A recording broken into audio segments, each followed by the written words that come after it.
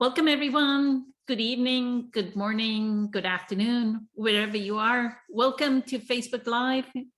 It is the 18th of January, year 2023. I hope everyone is having a fantastic start to year 2023. And there's something going on with my webcam, so I'll leave it at that. I'm going to stop my video and still speak. I'm going to welcome the panel. I'm going to welcome April, who is a psychic and she's done quite a few modalities of healing. I won't go into her resume. I'm going to welcome Michelle as well, who is part of a core group of meditators. Patricia is here too, who is part of a core group of meditators, and Ken is back. Let's see if my video works. Fantastic. It always works when you stop and start something, right? So let me get started with Patricia. Did you want to ask the question? And after you ask, you may have to type it in so that I can post it back in the group, and I'll tag everyone in the group while you ask the question. Okay. Thank you. April, Hi, if you want to answer it. Thank you. good evening, everyone. Again, it might be a little long question, but I'll get to it. Yesterday evening, I felt physically some kind of sensation, which my mind read as sadness. So it must have been such very low. So my question would be, because my mind, I don't know what came first yesterday. I didn't catch myself if I had a thought that produced that sadness, or if my energy after the entire day was low. But it was a good day. I didn't feel draining or anything. Or the sensation was there somehow. It came from somewhere, maybe some other person. And then I was resting. I was in like a slow mode in the evening, so it decided to come out. So I had enough presence to feel it. And I honestly, I must tell you, I kind of caught myself trying to figure out, should I let it overtake me? Should I let myself feel it? But I didn't want to. It didn't feel very good. It's obviously a low feeling, or just snap out of it. So I kind of a little bit sad, and some tears showed up, and then the thoughts came that were starting the interpretations of it. So I was in those thoughts for a while, but I guess my consciousness was present enough to kind of tell me, do you want to keep going into that rabbit hole? Or you can just like snap out of it, because it's not serving any purpose.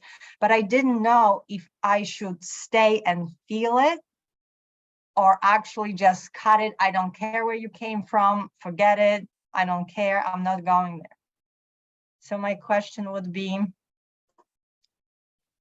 when is it okay to face whatever you're feeling, even if you don't like it? Or when it's just like ignore it almost, maybe to the point. So now I gotta type it somehow. So thank you, April. So I think that first off, I think that you handled it well. That's the first thing is yeah, it almost didn't feel like I did. I was like criticizing myself of not knowing what to do and which way to go. So it didn't, but it was just. But I think that you did handle it well. And you didn't stay in that energy. So that's pretty much the key. So I had that happen to me Monday. I think it was Monday. It was Monday or Sunday. And actually, Kelly and Kelly had reached out to me and asked me how I was doing. And I said, I'm just feeling like kind of slow today, and I'm feeling kind of, I don't know, just off. And which I kind of, at this point, I kind of assume already.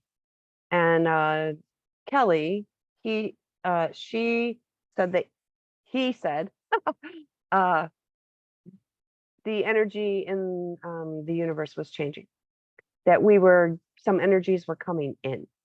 So that's also something that I always kind of keep in mind is where are we as far as energy wise with the earth and the moon and the stars.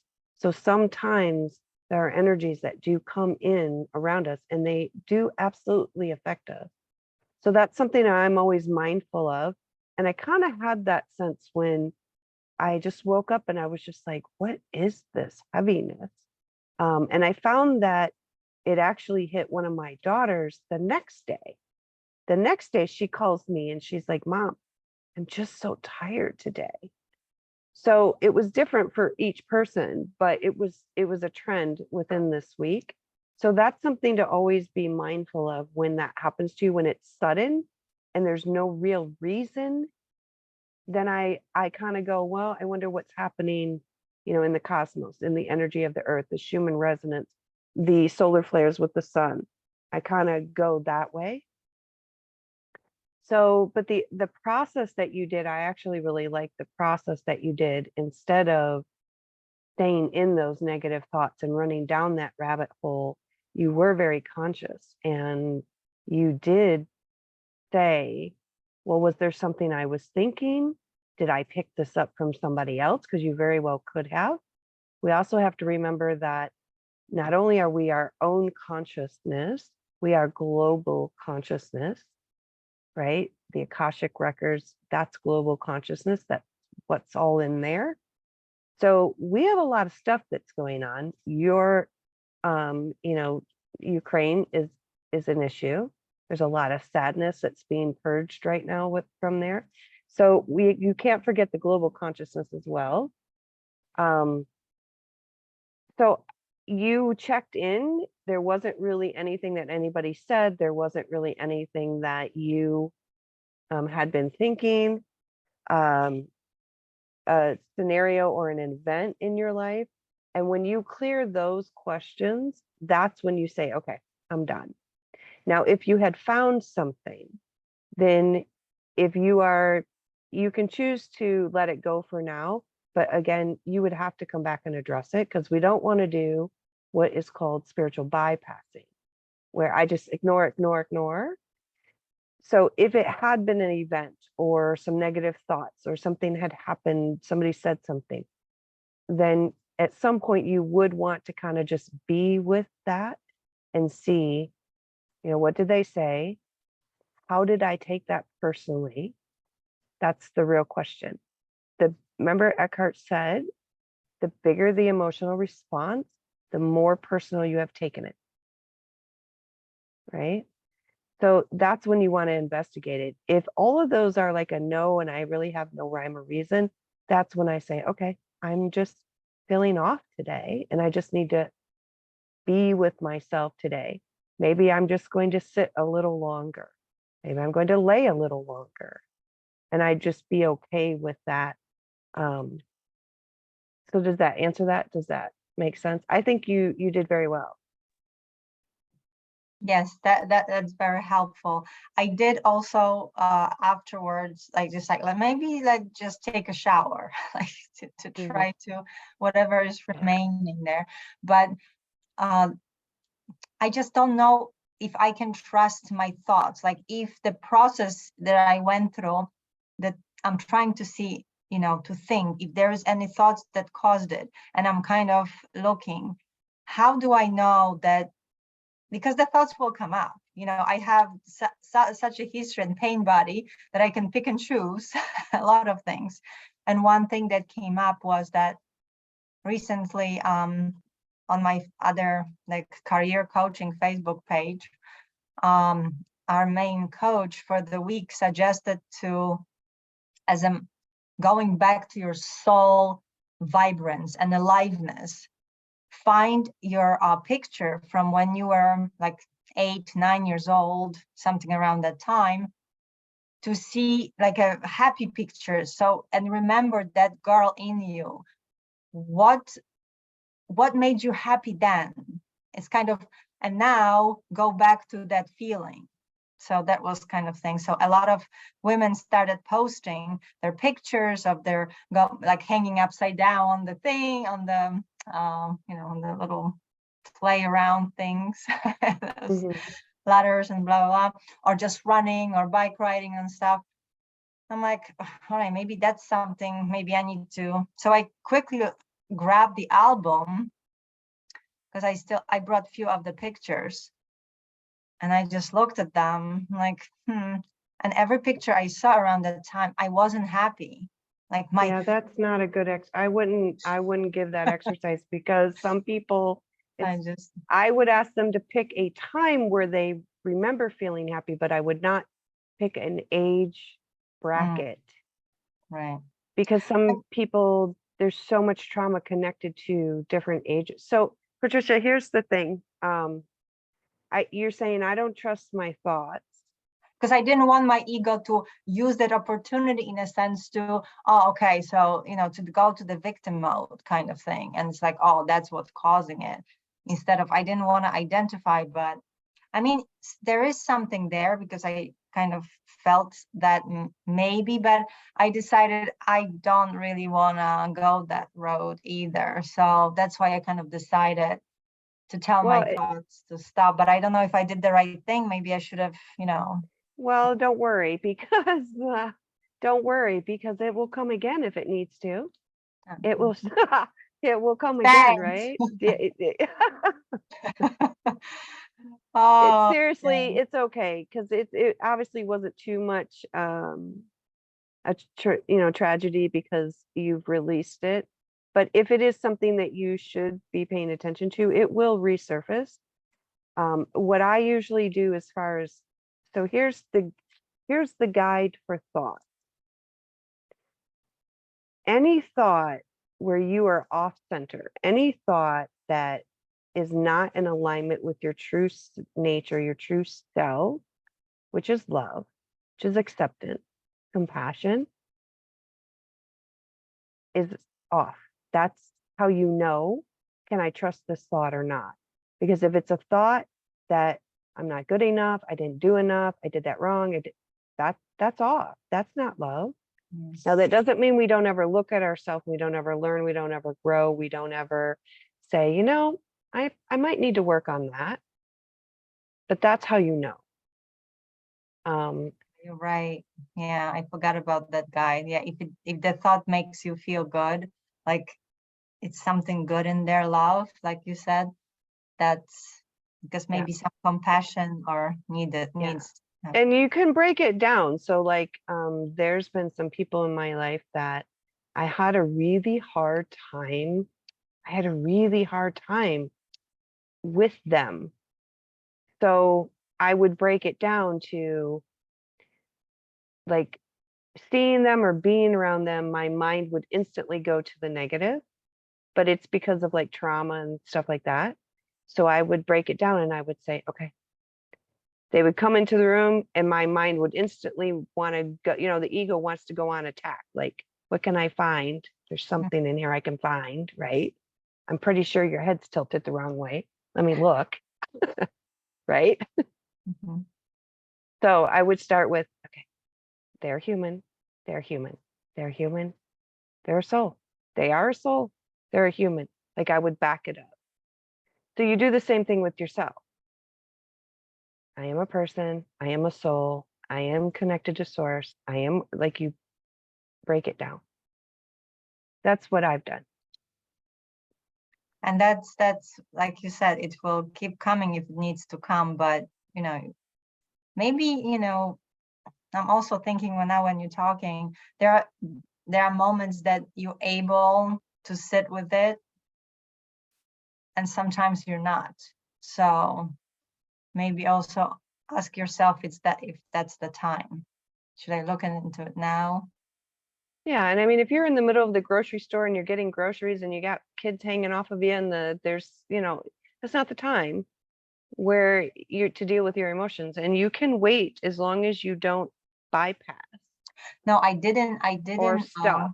mhm. Yeah. I didn't want to go into it probably because it didn't feel pleasant. I wanted to be in higher, like I was the whole day. I mean, I was okay, everything. And all of a sudden it was like a wave of something. And I couldn't figure out if it was from outside or from the inside. So, but it didn't feel good.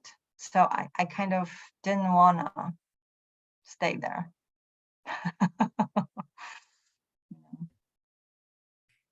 Thank you, April. Thank you.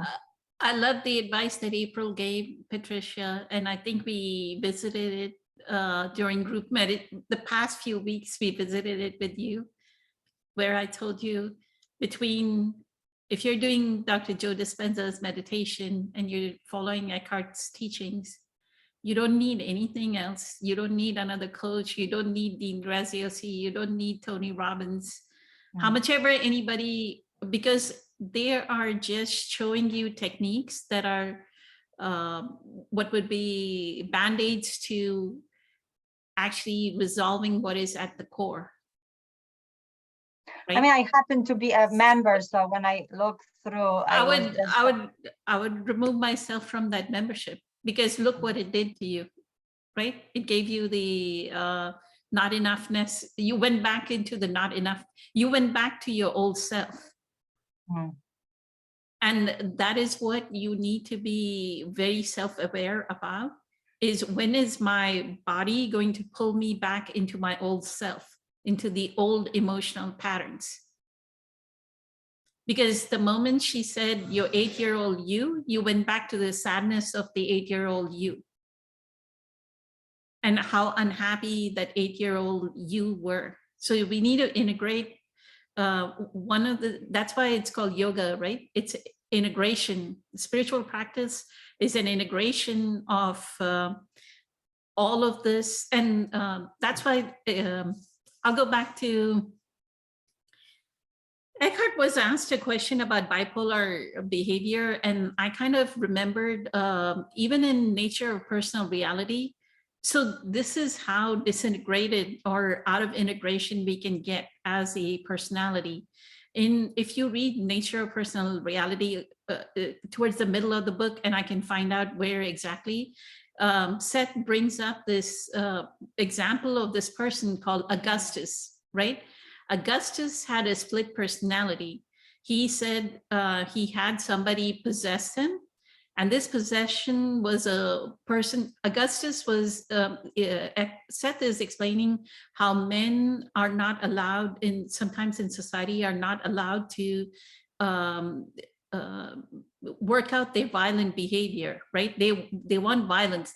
Okay, take the violent behavior, and Seth says, beat up a pillow or something like, so you get how Eckhart says the duck flaps its wings stands up and flaps its wings, right? Do something of that nature. That's what Seth says. And men don't know how to do it. And this is what happened to Augustus. And so he had a split personality where he said he got possessed by another person, and this other person actually murdered his neighbor, who was a lawyer. Oh. And it was a womanizer and everything. And Augustus himself was somebody that was very loyal to his wife, right? So he comes to Jane Roberts, who's channeling Seth for help. So this is the example that said, this is how disintegrated we can become in our personality if we allow it to. And all spiritual practices in integration, integrate all the negative of yours of the past. That's what bipolar behavior of your dad is. It's not integrated. They're these different personalities, right? Existing in the same human being, the different signatures, the different energy patterns that never got integrated because they never knew who their true essence is. So what I would do is, like, if I'm disturbed like that, I would just come back, shower, and do a meditation. I would come back to that integration point. Yeah, I ended up doing meditation afterwards too, to just be And able to sleep. And I wouldn't question why I felt negative, because it is a you're not going to be always positive within like it may happen if you have an awakening like Eckhart, that you'll be positive all the time. But because we are doing this kind of integration, slow integration, we're doing our meditation practice, then something will take us to a lower energy. We have to bring it back up, right? Through some kind of presence practice, do Qigong with Kelly and Kelly, do yoga with somebody, or do meditation or inner body meditation. But that I'll go to Caesar. Caesar, I put Kelly and Caesar, I put the, welcome back, Caesar. Thank you. Good evening, everybody.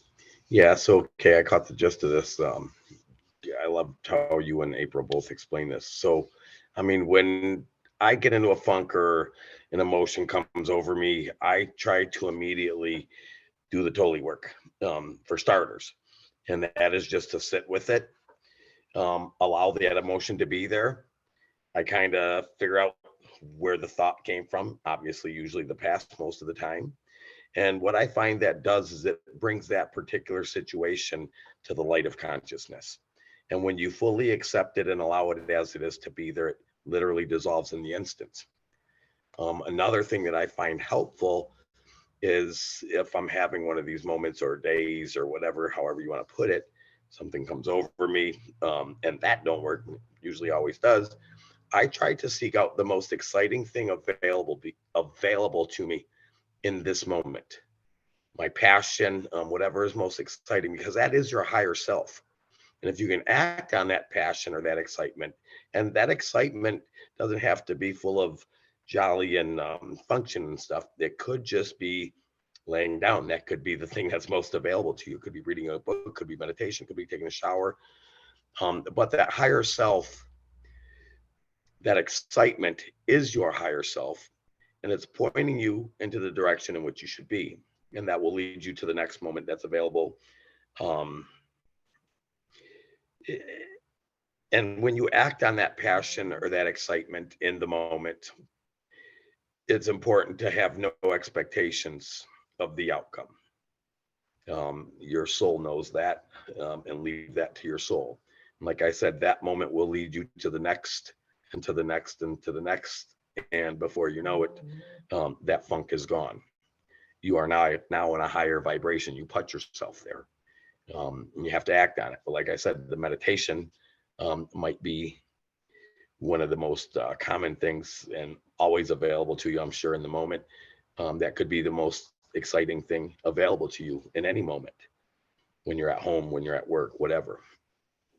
And Caesar, April said something, I don't know if you heard it, if you were already in, but she mentioned that if it needs to come back, if it's not being worked through, like if in that moment, let's say I put the song not to feel bad, put the song and start dancing to snap out of it. But if it needed to come back, it would come back again, right? What do you think about that?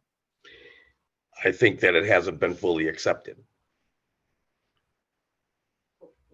I think that it hasn't been fully accepted, because what comes from the darkness inside of you, with your pain body awakens, a particular instance or past situation that tingles you and creates that is now touching you.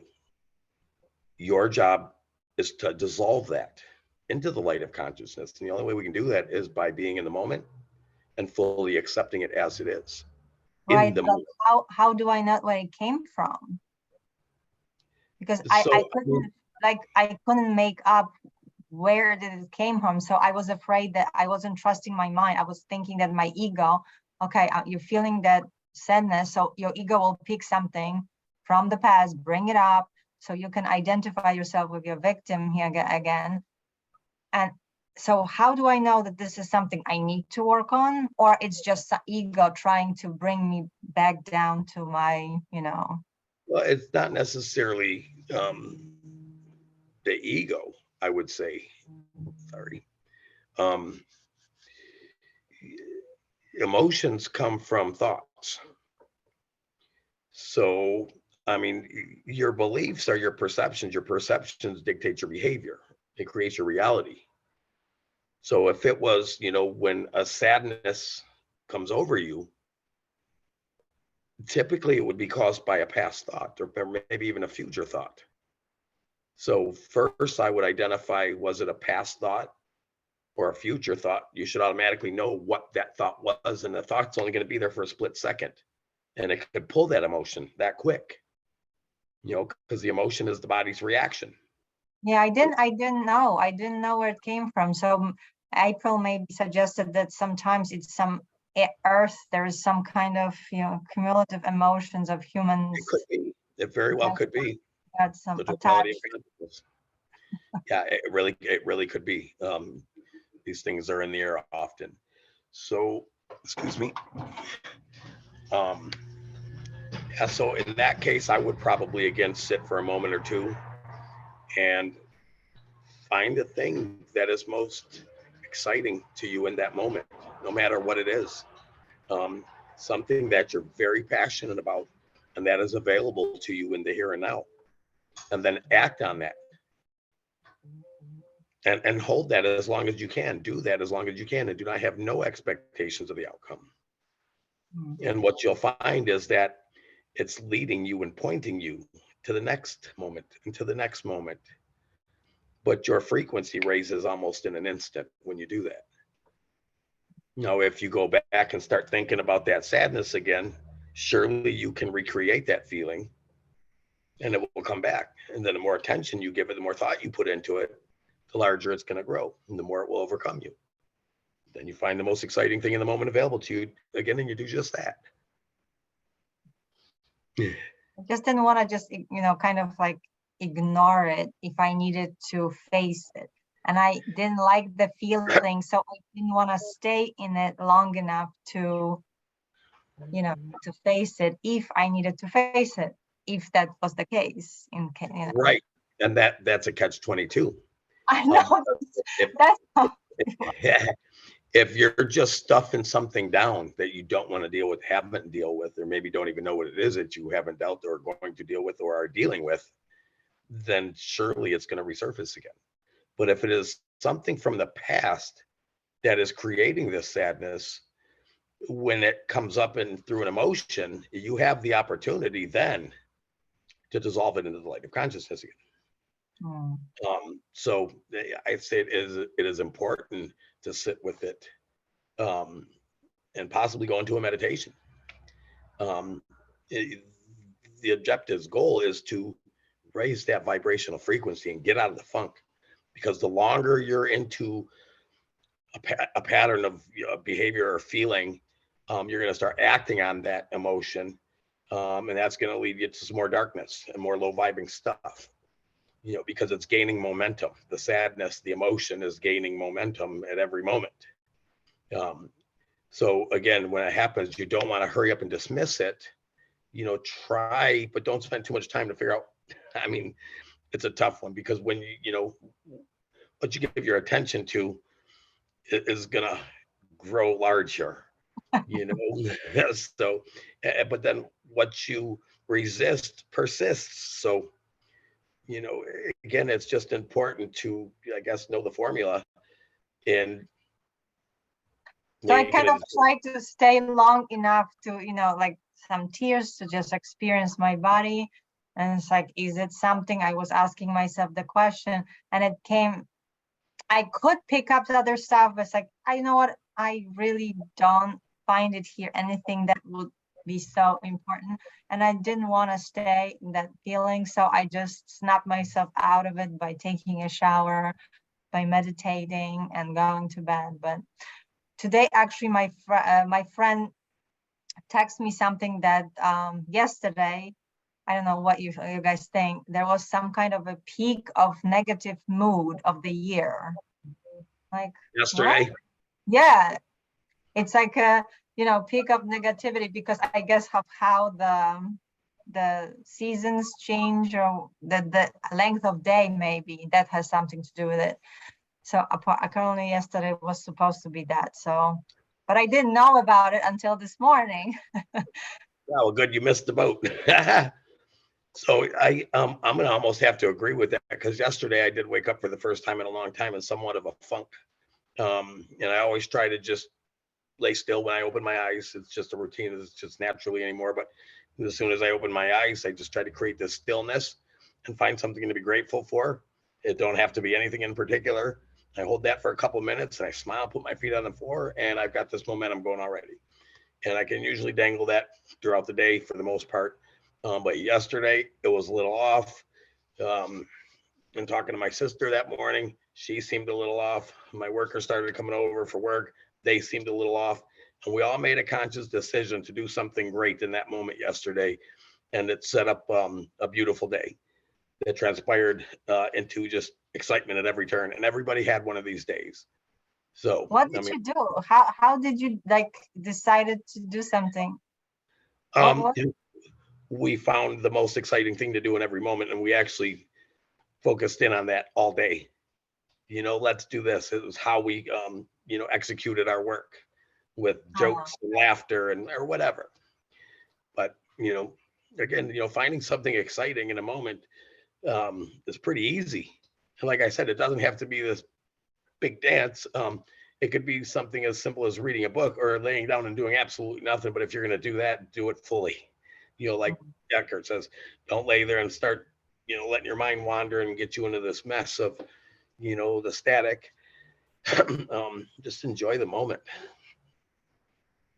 Yeah, thank you. Yes, but thank you for sharing that. Yeah, that you're still a human.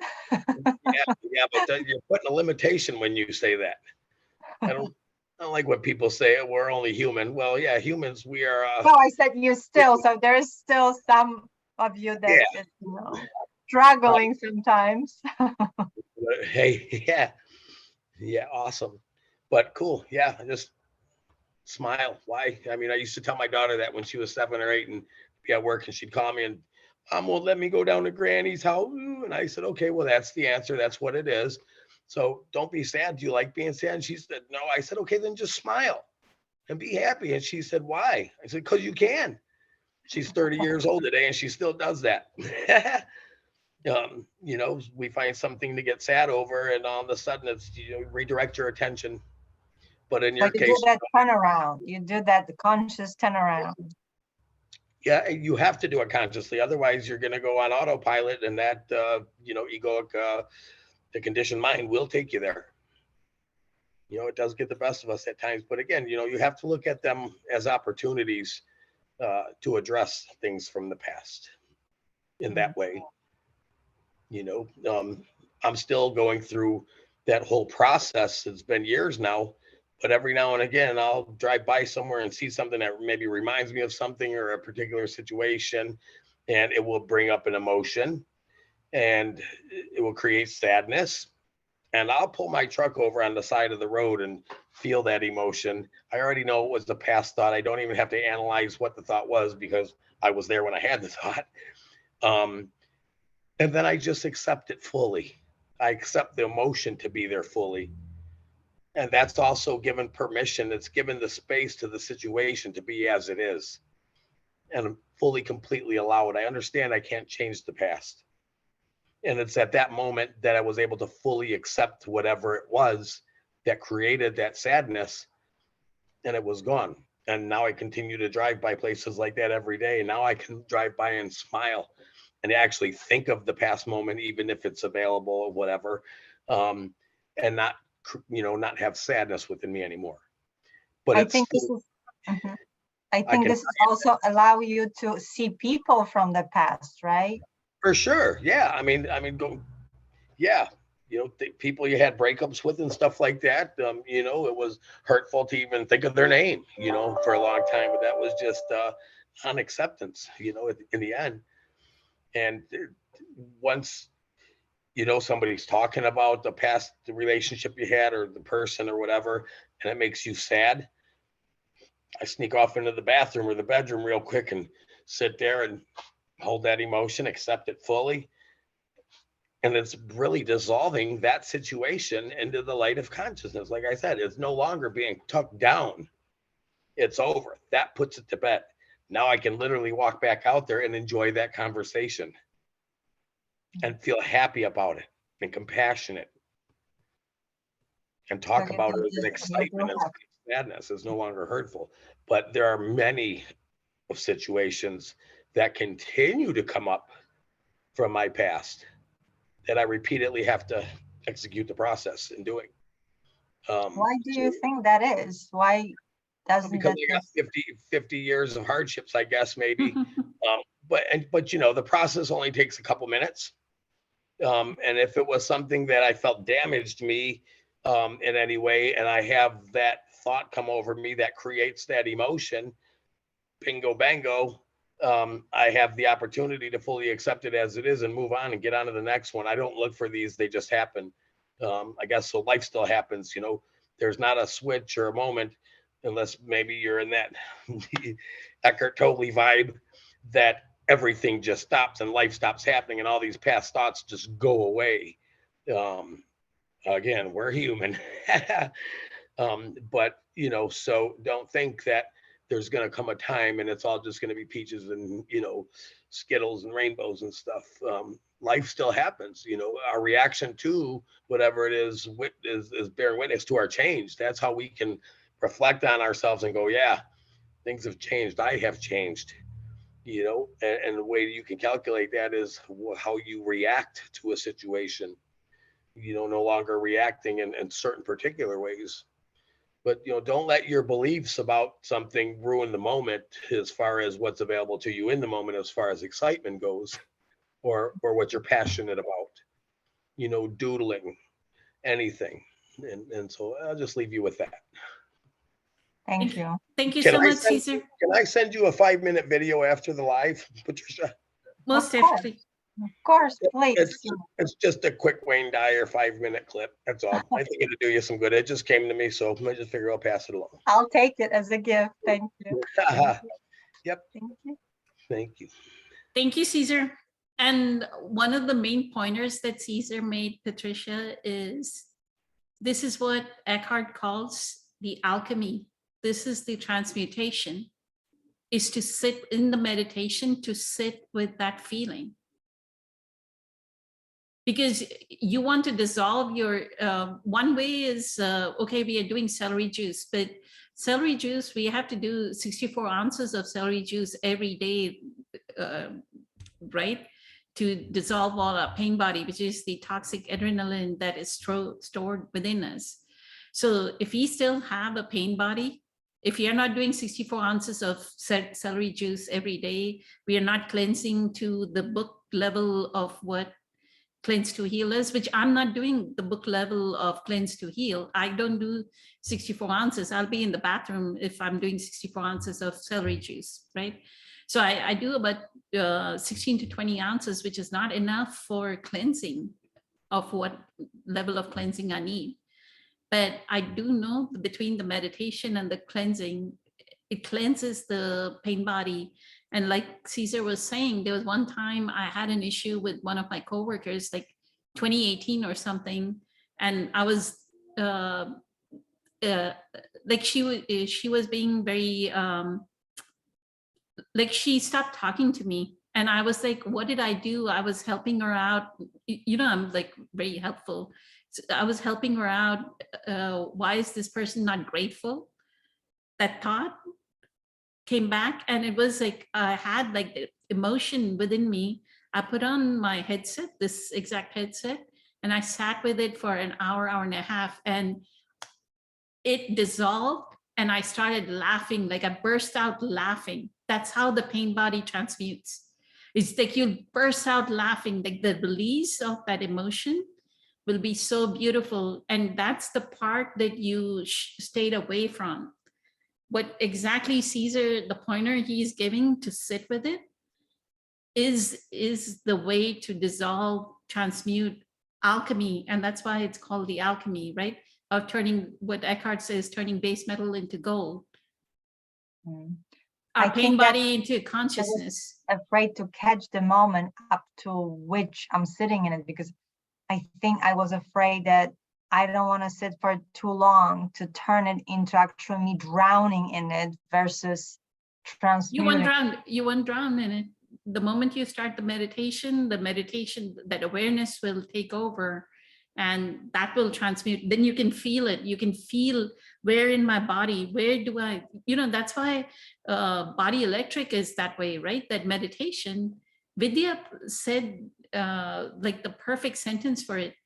If there is a true Vipassana, that is Body Electric, right? That meditation Body Electric, it's like you're going deeply, you're going all the way, you're going one center to another, you're going all the way to your legs, you're looking at your legs from inside, knees and from the inside, your shin from inside, your calf from inside.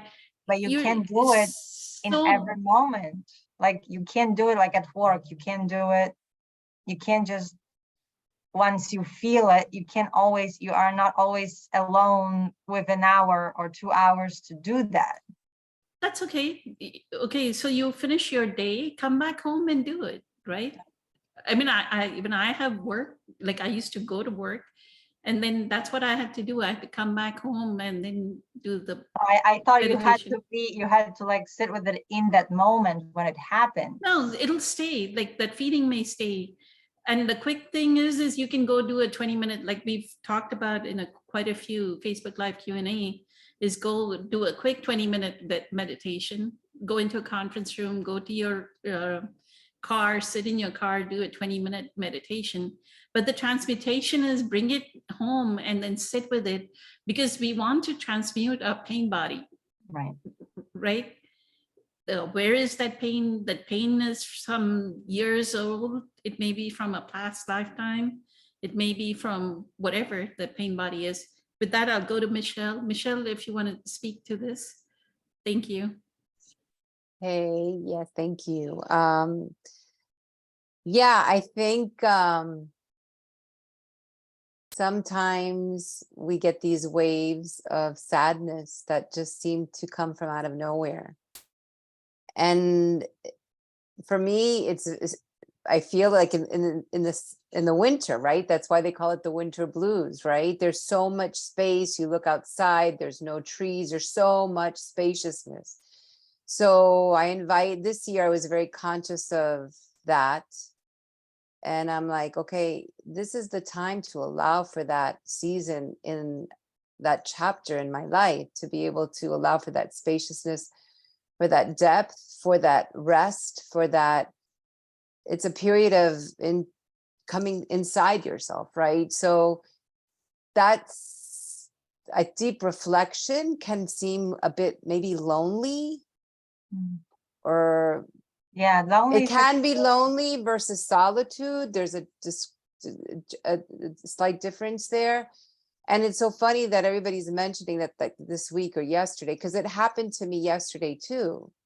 And it's so funny because when we're talking right before the Q&A, I had a moment at around 5. I could feel my energy going down, and I'm like, okay, I'm going to start cooking. I'm going to put some music on. Am I going to put devotional music? Am I going to put jazz? And I'm like, you know what? I haven't listened to Basha in a lot. And then you came to my mind. And then that like lifted my spirits, right? Like Caesar said, do something that excites you. And that music always brings me joy. So I said I needed something uplifting. I could have chosen Earth, Wind, and Fire, which would have done the same thing. But no, I chose Basha and thought of you. And then you came up with this question. So, and then it went away. I mean, it wasn't anything associated with this thought, but it was this energy that was driving me. I could either follow it, right? And then there's other things that might cause me more to sit with it. If it's something within a relationship or something that I had a conversation that triggered it. So there's some discernment. That's why I put in the chat box. These experiences provide an opportunity for discernment. Is there something here that is just kind of this mood? Right, we're human. So we have these like waves that come, waves of joy, waves of sadness, waves of, excitement, waves of solitude, and we have to ride the wave. And how are we gonna ride the wave? So do we sit in deep Like, do we need to take a moment to kind of, okay, let this sit in, let this emotion, this person said this to me, it caused me to be angry, bitter, whatever that was. I can see it happening and I need to sit with it and go meditate. Like, I need this space, right? Or is it something that's just a little bit less obvious, right? And maybe just do something to see if that happens. And then I did yoga and then I was fine, right? Like, I just was able to go through it and I was fine, you know? But I think you did great. I mean, I think what you did was you kind of tried to see if you needed to sit with it. And I've been in those situations where I'm like, do I really want to sit with this? It's, you know, where you're kind of on the fence. So I know that feeling too. In yesterday's case, that wasn't that it. It was just, you know, just needed to move the Obvious. energy.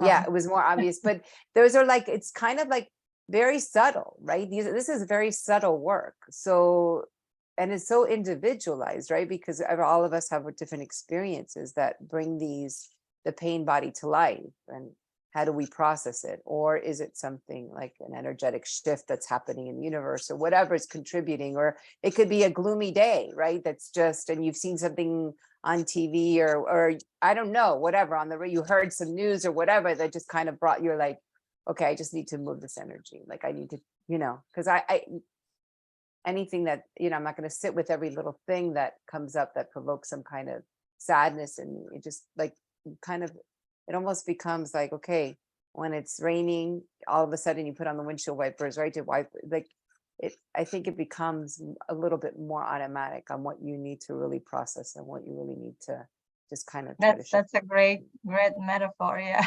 If it comes from the outside, yeah, do it. But if Yeah. it's from the inside, yeah, maybe you need to look Yeah, at just, and it's for me, sometimes it's very easy, and other days you get like the pain body's hit and it's gone, you haven't caught it just in time, and maybe the mood goes a little bit more sullen for a little bit longer, you know, and then you just accept it. And then sometimes I'm like, okay, I need to sit, you know, and sometimes I don't have the time to sit. I have to just, you know, go to the grocery store, which you need to do, you know what I mean? And then at night, whatever, get the opportunity to, you know, to sit with it.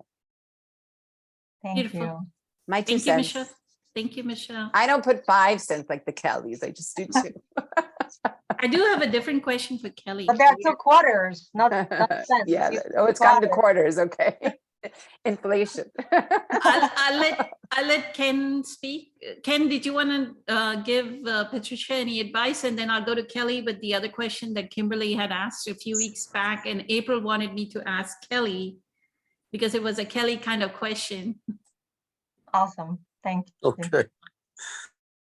All righty, very good. Thank you. Patricia, hello. Hi. I just want to say it was really, really nice to hear how you expressed yourself, explained yourself. And it's amazing the shifts that you are showing up with. And it's amazing. And realizing that this is your path and the way, what things will come up for you, what things you will come across, what things will come across your path will be different than anybody else. And so I just loved how you were aware. And just the way you were speaking about it, even from 2 months ago, is a huge shift. So for me, I want to say going slow, be gentle. And you were told these things. And there's so many things that you are being told. And there's only so much that you can take in.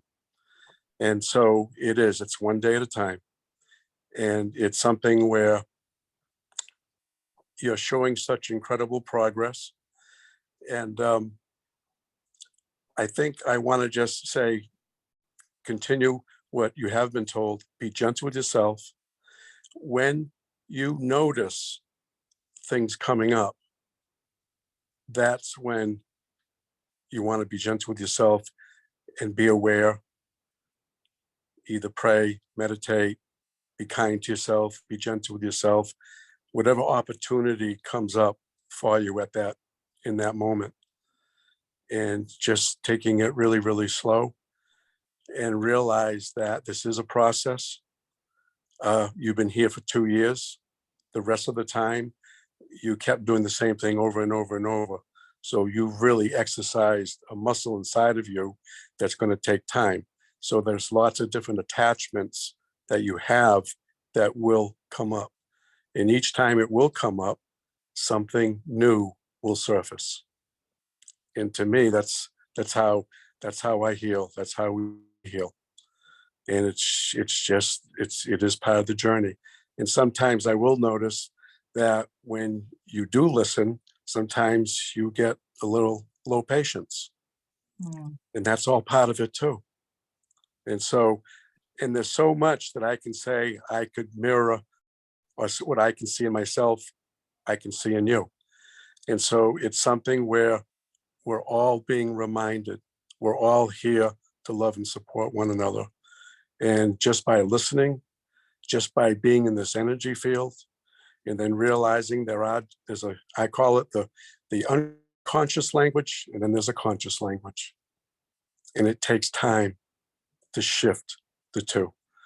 And for me, it's like we will relapse going from conscious way of thinking into unconscious way of thinking. And depending on what comes up, someone might say something, someone might remind you of something. And just as Caesar said, the other morning he woke up and he says he had an off moment or off time waking up. And to me, that stuff inside, for whatever reason, it happens. And it's going to happen. And it's not going to stop. And it does get easier in time because we're aware. And it's like things don't go away completely. We just learn how to deal with them differently and not react to them. And it's just, it takes time. So there's so much what everybody else has said, and I feel like I'm repeating a lot of it, but it's something where I think you're doing an incredible job. Just keep doing it. Look, I'm just- smiling because I That's was it. coming from work driving and I had the thought, oh my God, I have the Q&A today. Yay! I was so excited to see you all. It was just such a pleasure. So, Excellent. And did you, just last question before we go, Kelly, did you feel anything yesterday of that negativity or no? Like a wave, or that didn't get you? I personally did not, I don't know about Ken. Ken, she's asking you the question, I think. Do you feel any negativity yesterday? Did you say, oh, did I feel? Actually, no. Yesterday, I had an incredible day. From the time I got up, the whole day, it was beautiful. I did not have an off day yesterday. And that's what Eckhart and quite a few spiritual teachers say. If you're on a high, right, you ride the high. When these moon changes and all that happens, right? When you're on a high, you'll continue to be on a high. That's when actually Sadhguru says use the energy field of the moon and the changes of the to raise your vibrational frequency, because you're already on a high. You can raise it all the more. New moon, full moon are all those things. But let me go to Kelly and Kelly before Yes. we, Okay. because this question is kind of, it disappeared off my screen, so I'll read it from here. The question was posted by, I think Kimberly came to our Q&A, Kelly, when you were not there, and she asked April, and April begged, I wish Kelly was here. I wish Kelly was here, because this is a Kelly kind of question.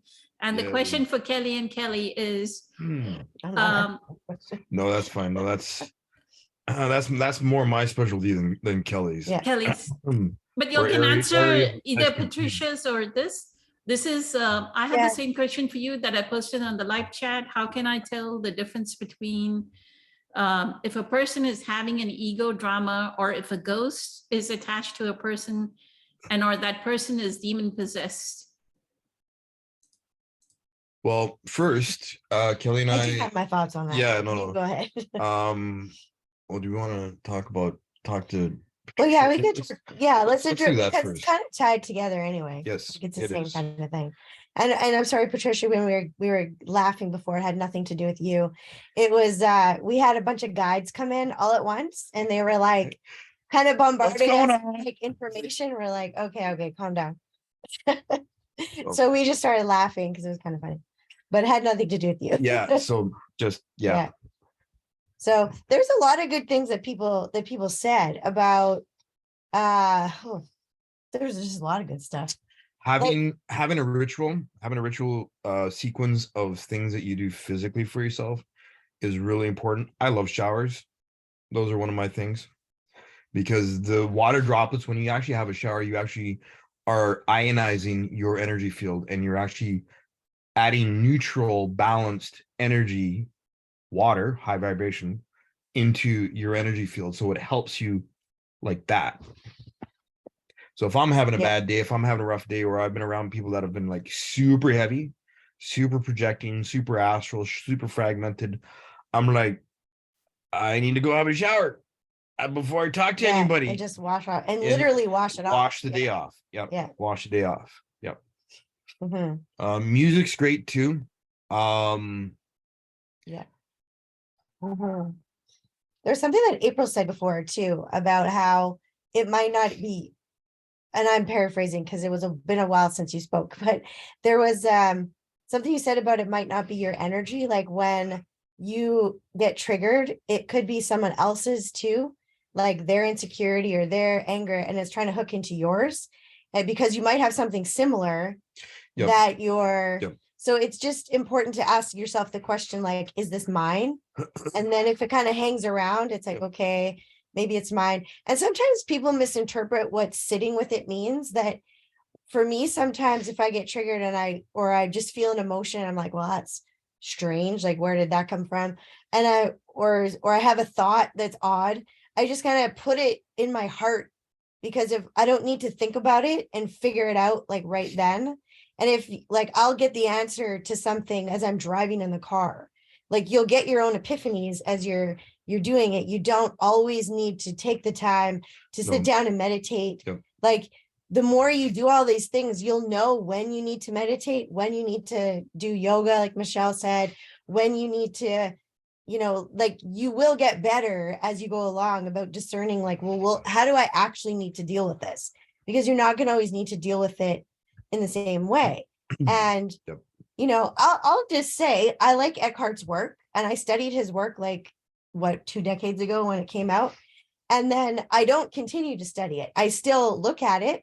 It has a lot of value. It helps a lot of people, but I also allowed myself to move on to other teachers, because there's a lot of people, and there were other things that began to resonate with me after I already looked at that. So it's also okay that you can find value in something and then also move on to something else.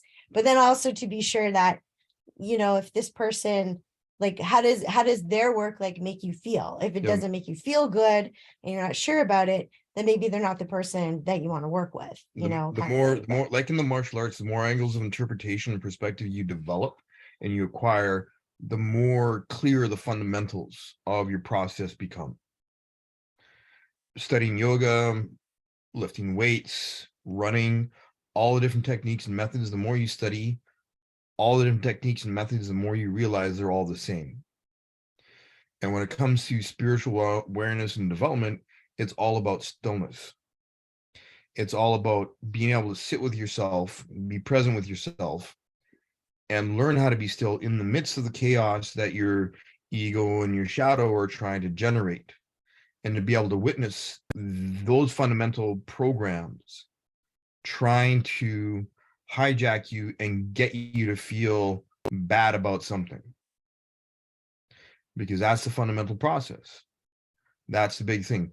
That's the contrast. So having something like just being able to step into a shower, or even being able to go run an errand, go walk, wiggle your toes, get into your feet, get into your body, get out of your head, get into your body. Take a moment to start talking to yourself when you have, and again, it's really Mhm. important. This is having some kind of discipline and various different types of tools from various different traditions, they all lend themselves towards building internal silence so that the mind chatter stops and so that you can step back into observation and you just build on that. And yeah, sometimes you can have things come up where it's overwhelming and the bad mood lasts for a couple days. And sometimes it's a flash in the pan. It just boom, it hits you and you're like, done. Mhm. It's different every single time. I mean, for myself, like I cannot, I mean, there have been periods of intense processing when, like, especially when I got divorced, where I had so much, I had to suppress my awareness so much around my ex-wife that once I no longer had her presence in my life, I had all this space and everything would just come pouring out. My body knew. I would get up, I would cry for the hour before I like literally, I'd walk out the door, stop crying, be in the office, come back in, start crying. And I'd cry for like, or be teary-eyed and weepy for like 2-3 hours. And that was my process at that time. But it also taught me that I was okay letting myself feel what I was feeling because it was giving me information about how to heal, what I was suppressing, and that I was strong enough to feel it because it doesn't come up unless you are strong enough.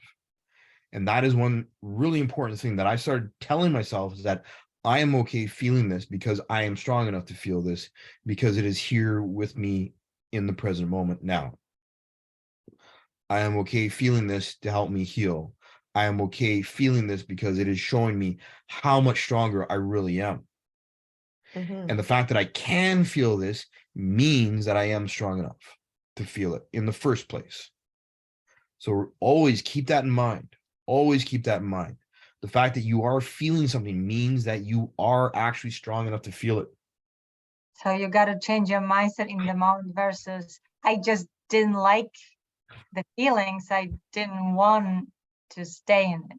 Oh, sure. Oh, yeah, Well, absolutely. yeah, and we often don't want to. They don't feel good when they come out, Yeah. but that's how they come out. And Yes. then eventually you don't feel them that way anymore.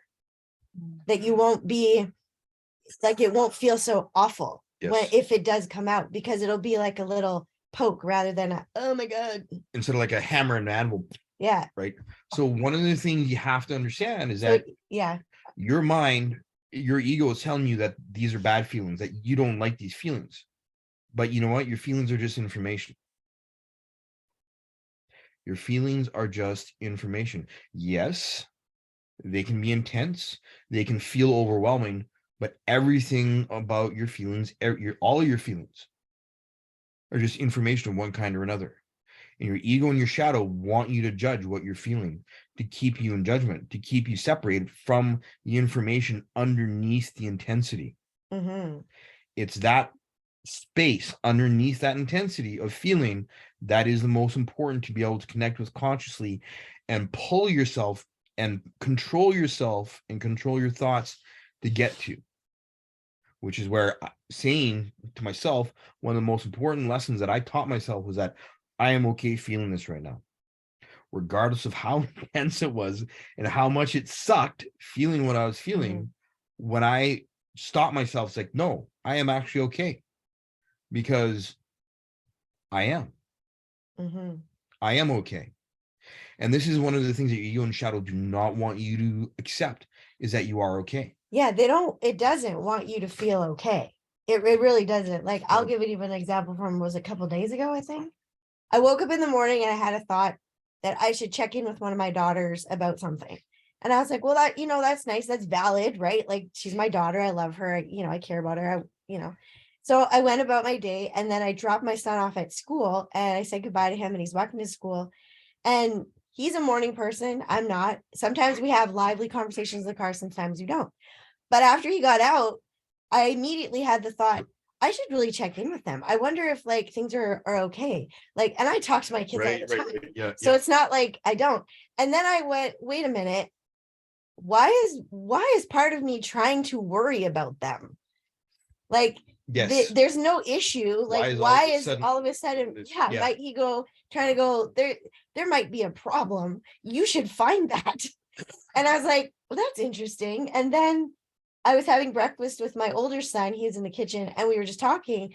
And I was like, oh, because I actually feel okay energetically, spirit, like my nervous system feels really good. And I went, oh, so this was my ego's way, because it's so used to having control, or it wants to have control, Yep. that it was Yep. trying to get me to think, like create a problem Create something that I I'm didn't not- have. yeah, And I went, wow, that was cool. That was really subtle. Right. And not that it wasn't, I couldn't still talk to my daughter about the thing that came to mind, but it was a clue. Yep. Like, that's the thing. You'll start picking up on those really subtle clues Yep. that, for me, it's like when I start to try to worry about someone, I'm like, oh, am I avoiding something about myself that I'm not looking at, or am I actually fine? But it's just internal that, dialogue is always. yeah, it's like, oh, well, your ego wants to find a problem. Yep. Because if it has a problem, then it can Yep. create a solution and it feels better. Yep. It doesn't like it if it doesn't have anything to do. So, all right. So if So yeah, go ahead. so, and to segue, and this is a perfect moment to To segue segue into into the other into the other question. How do you know the difference between whether or not someone is just having ego drama or a ghost is attached to them, or there's something demonic going on? And this gets us into a very, very specific level of accepting that there is a very definitive spiritual hierarchy, that there are principalities of light, that there are angels, and that there are other realities out there way beyond the three-dimensional reality that our five senses are stuck in. When it is ego drama, it is generally sort of an unpleasant, internal dialogue and conversation of judgment, fear, and anxiety. Those are the three common denominators of the ego, especially judgment of everything, right? The levels of oppression, energetic oppression, begin to ramp up significantly when you get into disembodied or D3D'd energy, where people's trauma of dying has frozen them in place. And that is literally, there people like, this is where ghosts, where suddenly it gets cold in a room, and that is literally because someone's energy is so frozen that there is no movement. And you can actually kind of feel this in people, because when you learn to listen to yourself, you can feel how people are like stuck, like spaghetti on a wall.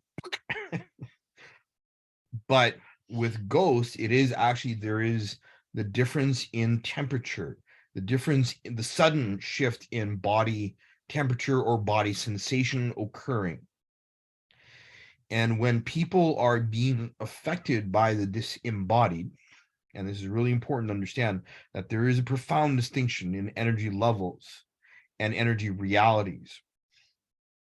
When you are dealing with just simply ghosts that don't know they've died, they are seeking to interact with humans as if they still are. So you will sometimes have disembodied spiritual energy and imprints, sometimes residual, sometimes actively trying to still control their reality and push at people.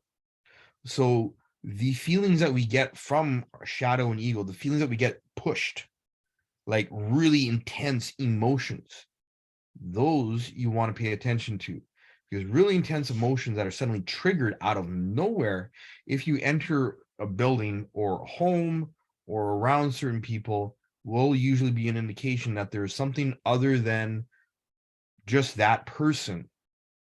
If the trigger of the emotional energy is sudden and super intense. Now,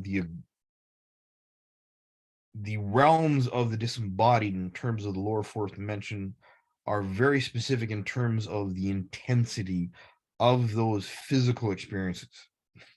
I watch a lot of ghost shows because I'm always fascinated by what people do get or don't get or clue into, or how clueless people generally are about this stuff, and how they also don't protect themselves going into certain places. I'm just like, what? Yeah. Except people like to consider themselves enlightened or more aware by shoving off some of the cultural traditions of dealing with spirits off to the side as if they are no longer relevant, because we can understand the ego and everything is this, that, and the other thing. Understanding the ego is great, awesome, but there are realities beyond just the three-dimensional realities that are very real and interact with you even if you are not aware of them. Ghosts being one of them. Malevolent spirits. So you sort of go from like just benign residual ghosts to malevolent spirits. Malevolent spirits feed off of fear and And they usually attach to people because of trauma. yes, Like a really traumatic yes. thing. So this is why having mastery over your thoughts and being able to be emotionally present with yourself is super important, because it will actually buffer, and you will, once you get strong enough with your own discipline, you can cut off and shield yourself from that type of malevolent energy. And malevolent spirits that have fed off of people in trauma, battlefields, houses where murders have happened, or like one of my first Mhm. really clear experiences when I was Oh yeah. 18, 19 with a really upset ghost in the basement of one of my friend's house, who was an Incan priest, where my friend's parents were archaeologists and they brought the body from Peru to the house, and it had sat in the basement before it went off to London, to the museum in London. For they literally sat there for 2 years. Mhm. And my friend Brock was all like, hey, okay, I know you're sensitive, let's go down into the basement, I want to show you something, see if you pick up on anything. And I walked downstairs, I'm like, who's the angry Incan priest over there? Because it was like I could see his headdress, his rattle, the color of everything. And he like looked at me and said, like, oh, you can see it. And it's like, well, yeah, like, because the residual energy, it was so malevolent and it was so angry. I'm going, you need to like either burn the house down or like spend the next couple months just purifying the entire house Yeah. and basement. Like just get a mound of sage or like frankincense and just continuously burn it in that corner for the next 6 months. Like it's just like, dude.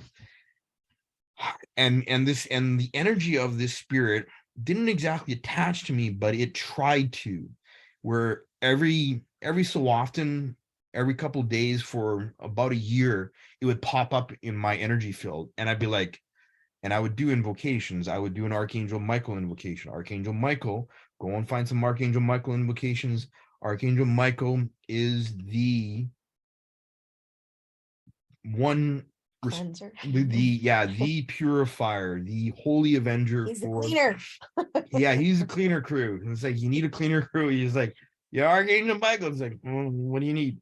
Archangel Michael's vow to the cosmic evolution of everything is that he has stepped into the fourth dimension to cleanse all of the lower dense energies in the lower fourth dimension. So that is his actual active role. So go and find some Archangel Michael invocations. It's like, I kid you not, you will be absolutely amazed. Like riding a bike, the more you invoke Archangel Michael, when you feel dense energies around you, the more he will be able to intercept and intercede on your behalf, because you are not only honoring the other realities that exist beyond three-dimensional, you are also honoring your own self, and you're including yourself in those other divine aspects of yourself that exist at the same level as Archangel Michael. If that makes sense.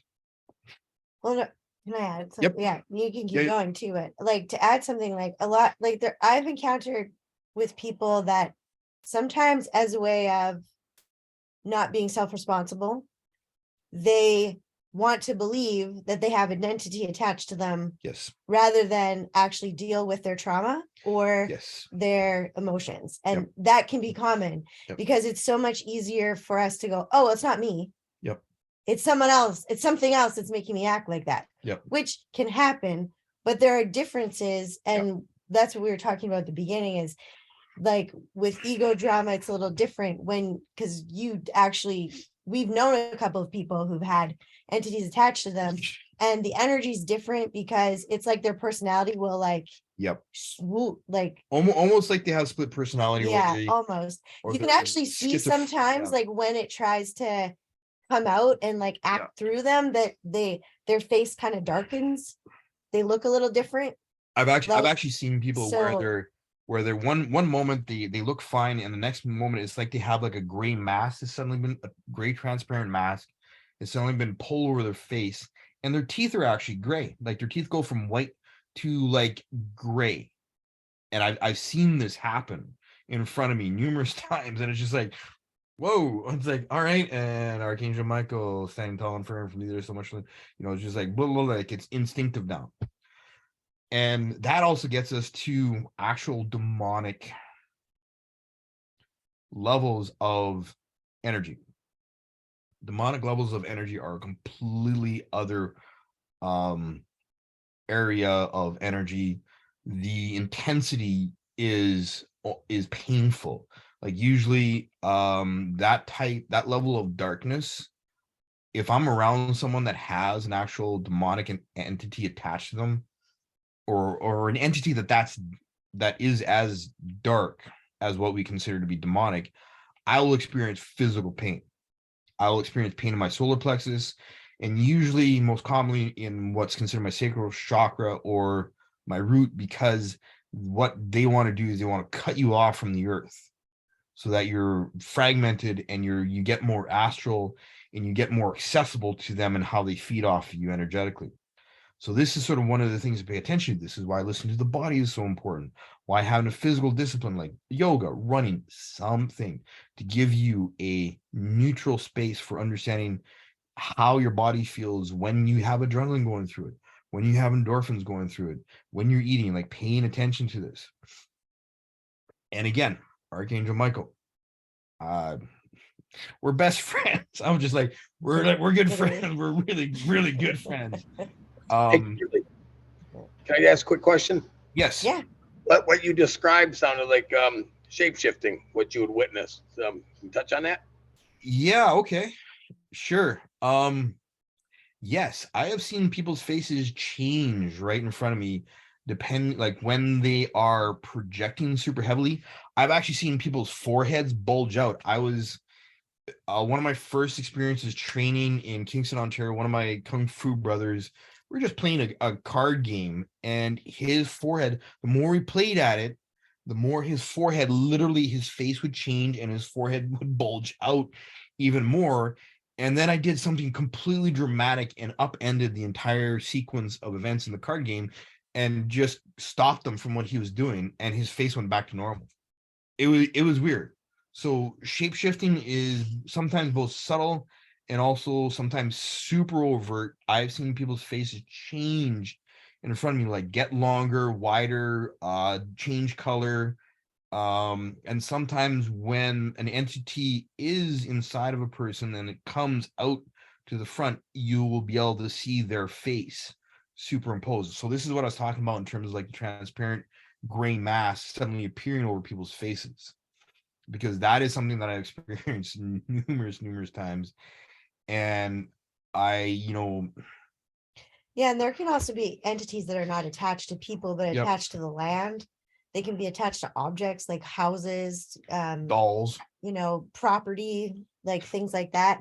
And the thing is, like, you can remove them, but if they're attached to a person, you have to make sure that that person has Yes. permission, like has Like, given you yeah, permission to help yep. them, because you can hurt people Yep. just by like, you should never do anything like that without. And I've Yeah. actually made people sick just by recognizing that there's energy of that dense nature and that dark Yeah, because intensity your around. vibration's higher, and when you're with that lower, Yeah. it's like Yeah, You're I'll- literally a magnet to pull it off, and then they like don't feel well yep. I've Yeah. made people sick or mad. or mad, where the entity that's attached to me just suddenly realizes it can't play its games energetically with me Yeah. and tries to like attack me energetically, and I just do Yeah. my thing with Archangel Michael, and it has nowhere to go, and is suddenly like blasted with all this high vibrational energy, and then the human gets really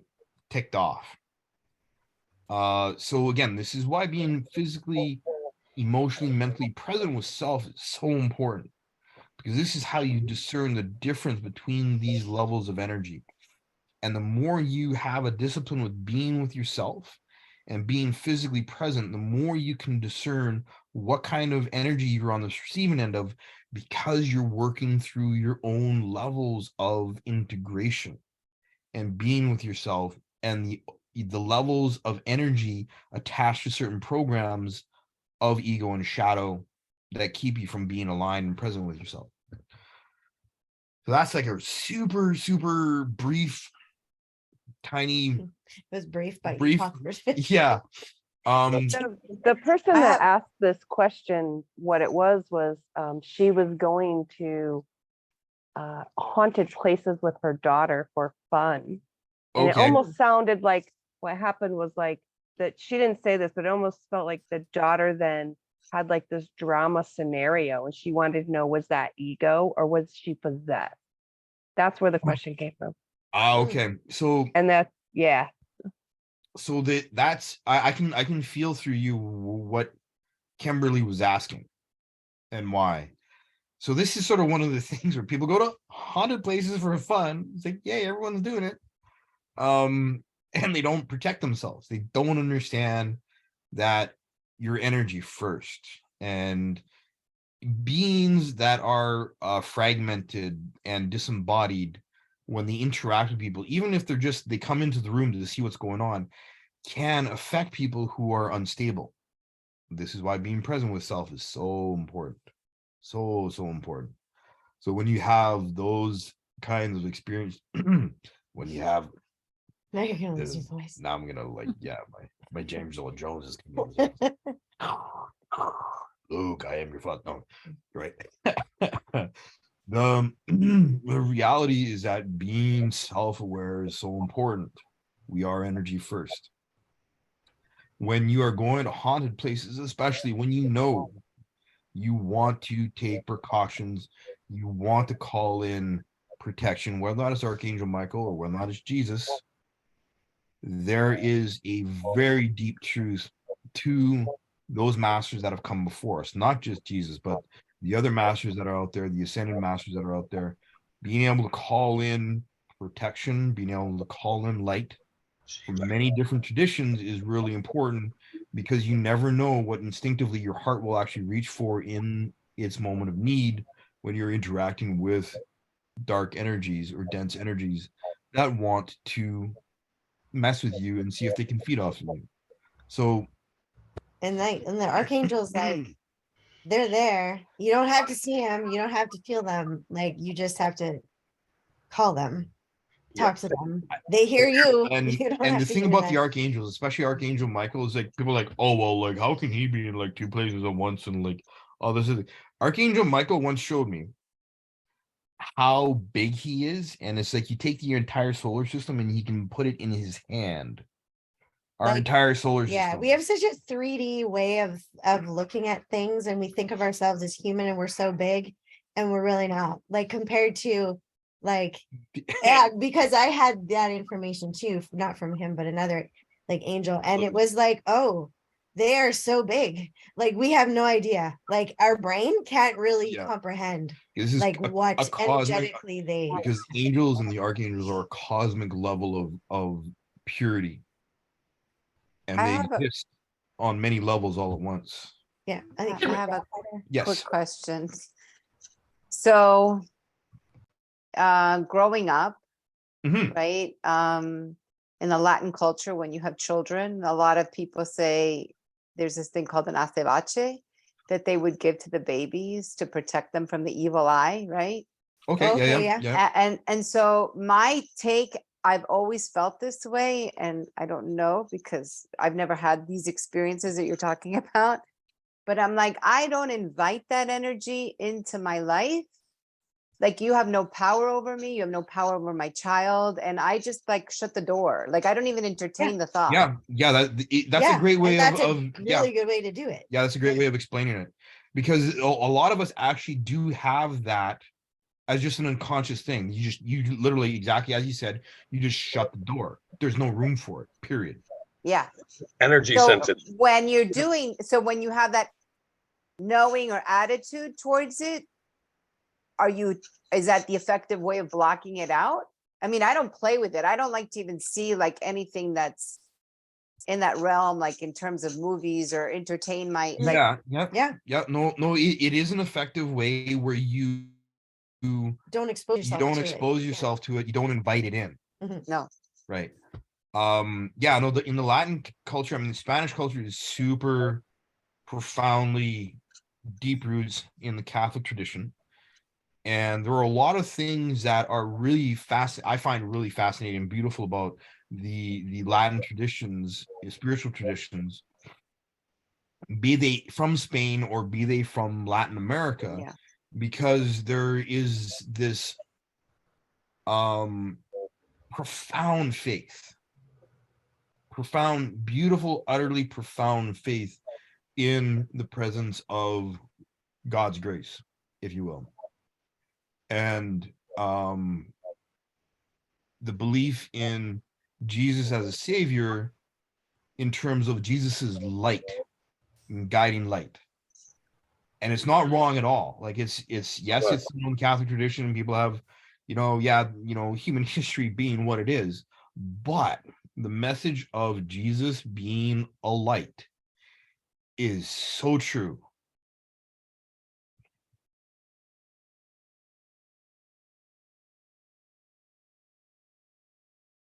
And it gets lost, but it is so true. It is so true.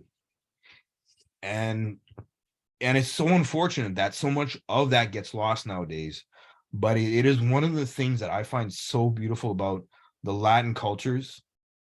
And you go into a church, and the reason why churches feel so different is if they've been blessed properly.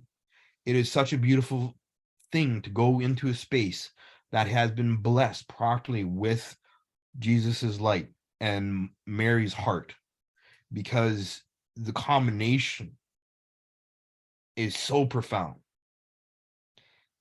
And regardless of what spiritual thought is leading the current movement of awareness, it will always come back to the it will always come back to the methods of ascension that Jesus seated on this planet. And that is his light, and that is his gift to the world, and nothing can change that. So even if you are in dire straits in a specific situation, dealing with dense energy, calling on Jesus's name, super powerful, super, super effective. You don't have to know any archangels' names. And this is one of the things that I love about Jesus' presence on this planet, is the fact that his light truly is eternal. Regardless of what anyone says, it is a fact, it is done, nothing can change that. Beautiful. Thank you, Kelly and Kelly. And some of your responses is what April told Kimberly already, because she said, April said that she does not allow that energy to, like, she's psychic, because this is what Kimberly's argument was, that she's clairsentient, right? So she can feel the paranormal activity, Right. and she's Mhm. somewhere near a battlefield. Oh, yeah. She can feel it more. And April said the same thing, that she has, what did you say, April, that you have a way of protecting yourself, right? And that's what, like, if you want to play with these things, the message is, if you want to play with these things, know how to protect yourself. Yep. Right, Exactly. instead of just going in. I do have a question for Caesar, since he brought up the word shape shifting. what did he mean by that? Because I've recently learned about it and I kind of know what it is, but I wanted to know, what did you mean by shape shifting? Thank you. I can't tell you a whole lot about shape shifting. Kelly could probably tell you more than I, but typically has to do with reptilian bloodlines in a sense. Again, our aperture, our vision is only set for a particular frequency. But when you're able to align and kind of jump frequencies, I guess you can say, it allows you that ability for that perception to be witnessed. I don't know Right. if that makes sense. But you have to be energy sensitive for one. You have to be dialed into it. You almost have to be looking for it or aware. So, in a situation like that where people have been known to witness this, the first thing that comes about is that feeling of the different type of energy, the different frequency that's present. And then you kind of open to it and then you're able to witness it. It's something that I'm not sure if they do that intentionally. I don't think it is. Kelly, you can touch on that maybe. Sure. Oh yeah, reptiles. There's a fun topic. Actually, here's actually a physical clue. Not necessarily indicating that someone is of reptilian nature, but has possibly an attachment or is stuck in a reptilian programming, is if they are using their tongue to lick their lips, literally like the way a snake darts its tongue out to taste the air.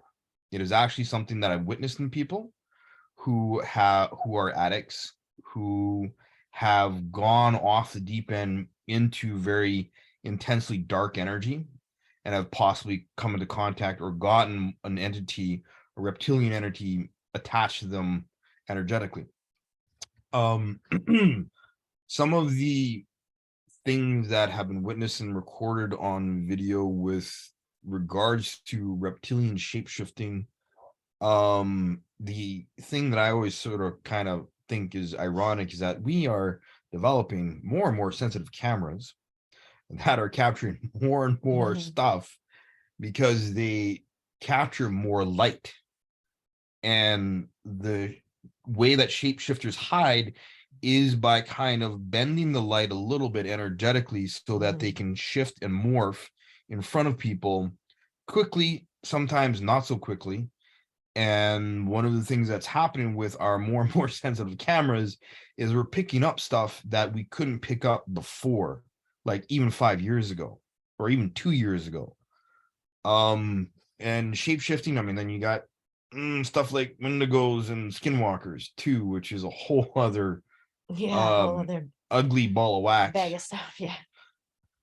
And you know, some very not so fun territories of some of the way that the land can be cursed, or also the way that elementals can get polluted by curses and by trauma to the land and to the people on the land.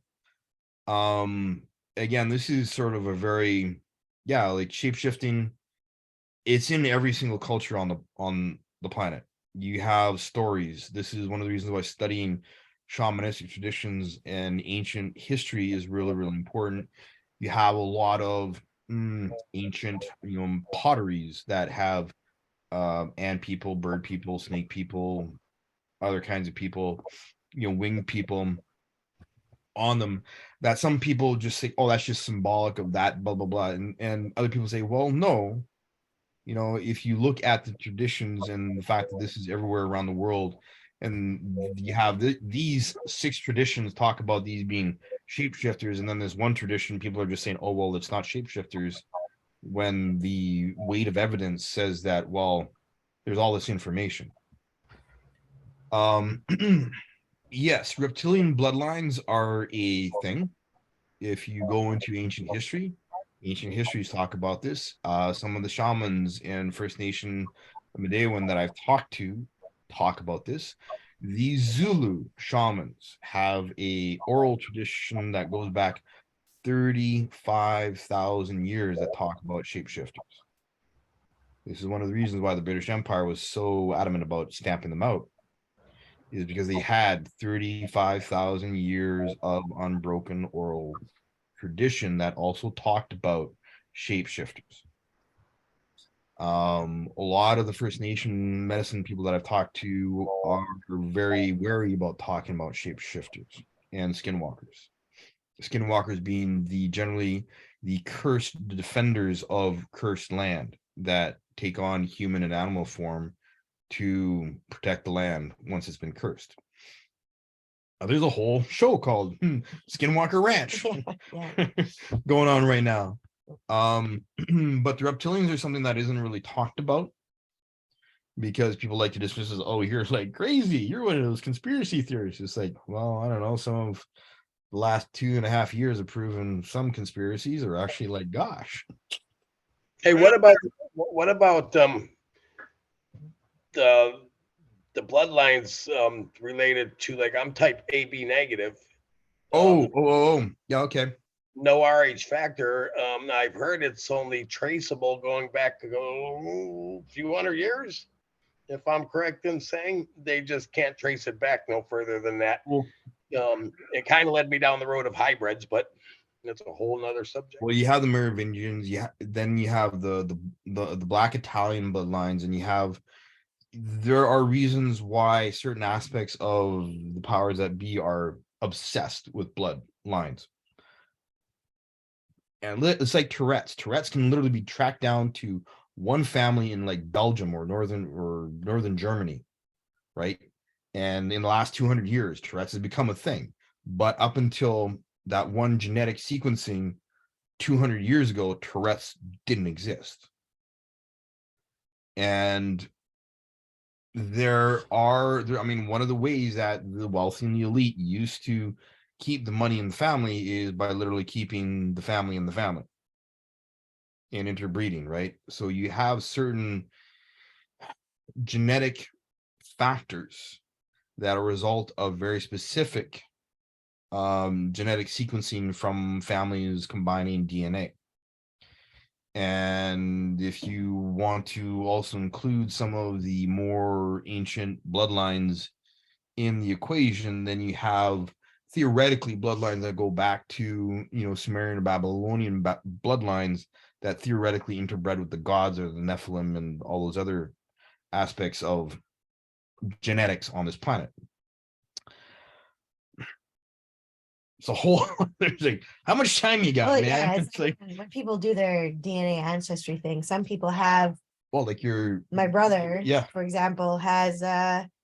there's a certain percentage that's not human. human. Some people have other DNA that's not from, Yeah. so it's possible. Yep. I mean, if you do believe in the energy and you believe in angels and you believe in all those things, why wouldn't that be possible, right? When you say not human, how do they figure out it's not human? Oh gosh, I would have to look at his results. He brought them. It was quite a while ago, but it's just that however they analyze it, there's like something in there that's not of human origin, is what that's the RH factor I was talking about. It's only traceable. Yeah, they have traced the genome sequence in terms of the hominid lineages backwards in time to Grace or whatever hominid that was found. And there are something like 6 main bloodlines from Grace. So Caesar is an alien? Aren't we all though? I mean, we are to someone in the universe, right? Is it true, Caesar? Oh my. I believe a lot of the population is actually hybrid. If you go back to the history of the Anunnakis and Yeah, if you want to talk about the sons of Enlil and all that, and other Earth history. Let's talk about that. I want to hear about this, Caesar. Where did you come up with all of that? Next week. We talk about it next week. Cool. Okay.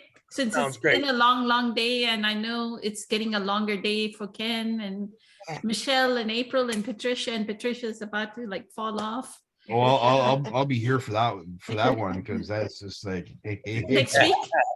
I want to hear what this whole concept was. It's Interesting. very It's interesting. pretty- yeah.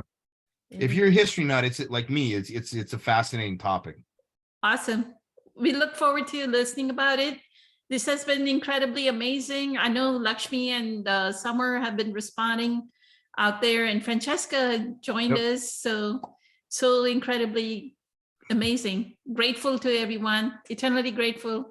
Thank you for choosing your divinity over your humanity. Many blessings, much love. Good night. Night. Right. Bye.